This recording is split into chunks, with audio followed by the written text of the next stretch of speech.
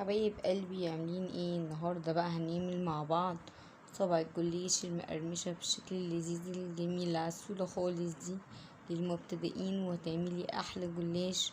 بصي اللون الذهبي ومقرمش جامد جدا، حاجه كده مقرمشه وبطريقه عبقريه. مش ولا تدهنيه بقى ورقه ورقه في ثواني تخلصيه في ثواني.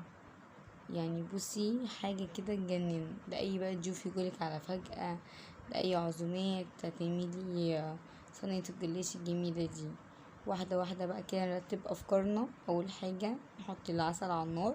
احنا حاطينه 3 كوبايات سكر، عليهم 2.5 كوبايات مية، سيبناهم يغلوا مع فص ليمون.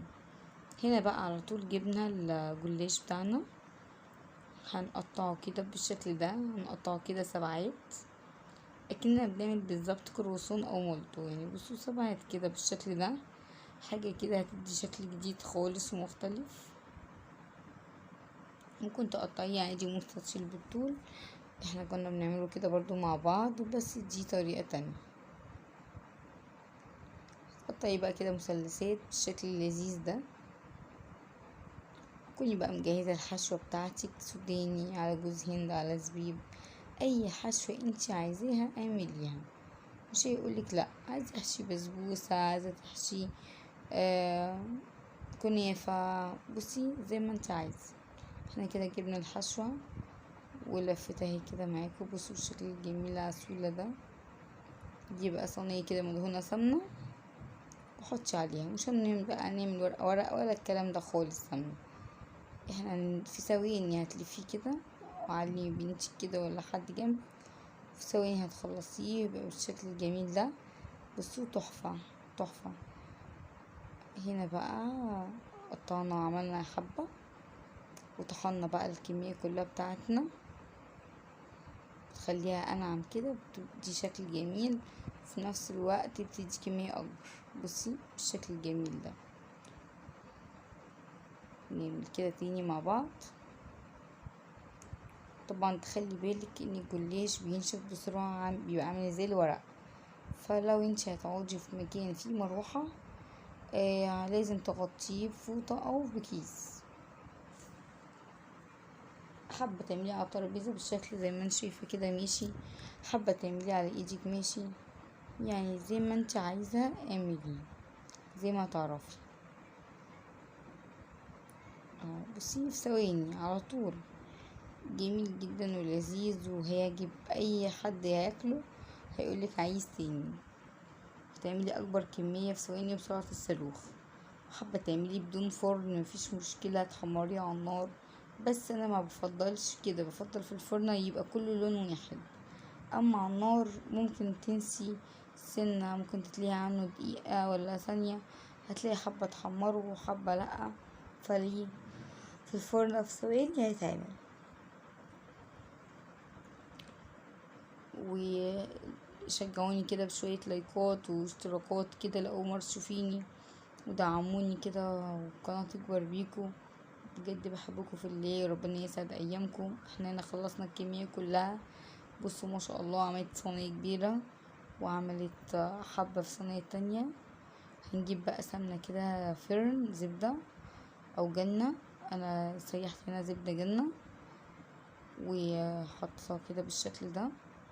كده ده مكان ما انتش تقعدي تلفي واحدة واحدة وتدهنيها بالسمنة، لا في ثواني معدودة اهو اتلف واتحط عليه السمنة وبقى تمام التمام.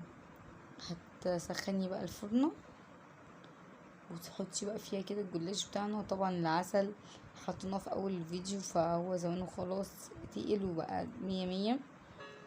هنوطي بقى عليه او نطفي عليه خلاص لو اتعمل. وسقيناه كده بالسمنة. ما تحاوليش تسيبي حاجة ما تسقيش، لان السمنة دي اللي تخليه مورق كده ومقرمش وزي العسل. بجد جميل جدا، وطعمه كان في غاية الروعة والجمال، بجد حاجة فظيعة. بصوا ما شاء الله كله طالع لون واحد، والصينية سخنة بس كده، فبصوا جميل جدا. هننزل بقى عليه كده بالعسل اهو، العسل بتاعنا الشربات. هننزل بقى عليه كده. بصوا بعد بقى ما تنزلي عليه كده بالعسل، ما تسيبيش العسل فيه، يعني نصيحة عشان خاطر ميبقاش زي بره كده يبقى مليان عسل وتقيل ويجزع. لا، مجرد انتي حطيتش فيه العسل هو هيشرب الحبة اللي هو عايزه، ما تسيبوش فيه اكتر من كده. هتروحي جايبة طبق سرفيس كده اللي هتقدمي فيه، وتروحي مطلعة منه جلاش ورصاه في الطبق بتاعك. يبقى احنا كده عملنا عصفورين بحجر، منه اتقدم بشكل جميل، ومنه ما تشربش العسل وبقى طري، ومنه سكره كان مظبوط. يعني بصي حاجة كده لذيذة وجميلة جدا. اتمنى تجربوه ويعجبكم، وتقولي كده في الكومنتات دعوة حلوة، تعليق حلو منكم. نشجع بعض كده يا جماعة. هنا بقى كده خلاص، انا سيبت دقيقتين بس كده يشرب الحبة اللي هو عايزه. نجيب بقى كده طبعا نحط فيه كده ايه حاجز كده في النص، عشان خاطر نعرف نلفه يبقى بالشكل ايه الدورية بتاعتنا، بيبقى شكل طبق جميل جدا. حاولت اعمله بالمعلقة فالنبي عربي فمعرفتيش فحبيت اعمله بايدي احسن. هو سخن شوية بس قدها ان شاء الله. هنحاول بقى كده بالشكل ده واحدة واحدة هنلف الطبق بتاعنا، ونخلي كل شكله متساوي وجميل. ما شاء الله عمل معانا كمية حلوة قوي ومقرمش، وبجد مخدش اي وقت لنا خالص. في ثواني هتعمليه، هتحطي الشربات على النار وتقطعي الجلاش بتاعك وتجهزي الحشوة، في ثواني هيتلف. ولا بقى ورقنا ورقة ورقة ولا اي حاجة.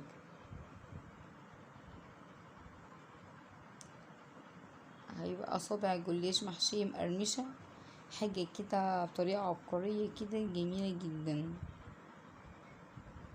وقليل جدا اصلا اللي بيعملوا كده بالشكل الصوابع ده.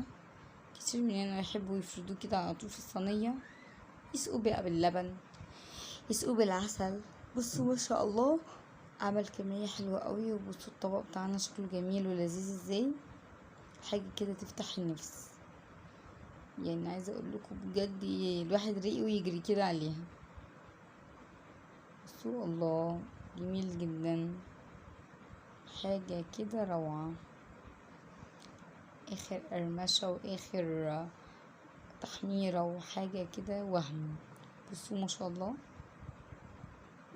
حاجة كده حلوة قوي تعجبكم، لازم تقومي تجربيها.